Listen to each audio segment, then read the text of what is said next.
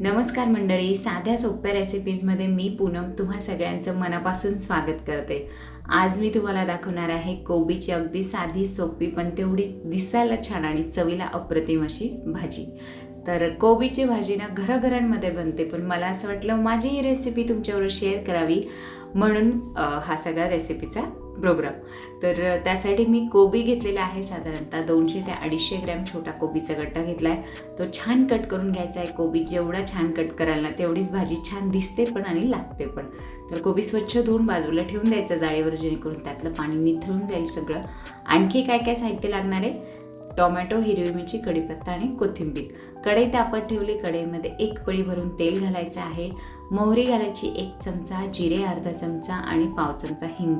सगळं छान तडतडलं की नंतर आपण त्यामध्ये कढीपत्त्याची पानं ॲड करून घेऊयात आणि पेस्ट करून घेतल्या 3 हिरव्या मिरच्या घालते मी इथे।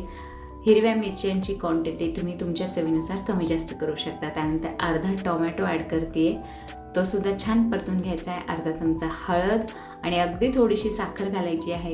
साखरेमुळे कोबीची टेस्ट जी आहे ती छान बॅलन्स होते आणि त्याचबरोबर कोबीमध्ये थोडासा जो उग्र वास येतो तो कमी व्हायला मदत होते, म्हणून साखर घालायची। सगळं छान परतून घ्यायचं आहे। चवीपुरतं मीठसुद्धा घालायचं आहे आणि अगदी थोडासा पाण्याचा हक्का द्यायचा आहे, किंवा 3-4 चमचे पाणी किंवा अर्धी छोटी वाटी पाणी घालायचं आहे आणि या कोबीला आपण वाफ देऊन घेऊयात।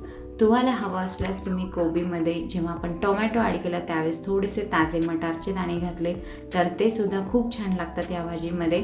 आणि त्याचबरोबर कोबीची भाजी पूर्ण तयार झाली की नंतर त्यामध्ये म्हणजे गॅसची फ्लेम बंद केल्यानंतर थोडेसे डाळिंबाचे दाणे जरी ॲड केले ना तर ते सुद्धा कोबीच्या भाजीमध्ये खूप छान लागतात। तुम्ही नक्की ट्राय करा।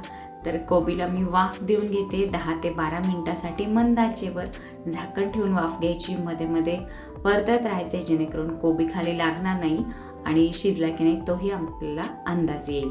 तर सगळं छान परतून घ्यायचं, पाणी सुकलंय आपलं आणि कोबीसुद्धा शिजलेला आहे। कोथिंबीर ॲड करून घ्यायची। कोबी शिजला की नाही ते चेक करण्यासाठी एखादा कोबीचा तुकडा घ्यायचा हातामध्ये आणि दाबून बघायचा आहे। इझिली प्रेस होतोय म्हणजे कोबीची भाजी तयार आहे। किंवा मग तुम्हाला थोडासा कच्चा पक्का असा कोबी आवडत असेल ना तर जो आपण पाणी ॲड केले ते ॲड नका करू, तशीच वाफ घ्या 5-7 मिनिटासाठी, तुमची कोबीची भाजी तयार होईल। तर अशा प्रकारे मी ही भाजी एका भांड्यामध्ये काढून घेते आणि ही भाजी गरम गरम फुलक्यांबरोबर तर खूपच छान लागते, पण भाकरीबरोबर चपातीबरोबर सुद्धा तुम्ही खाऊ शकता। टिफिनसाठी सुद्धा बेस्ट ऑप्शन आहे।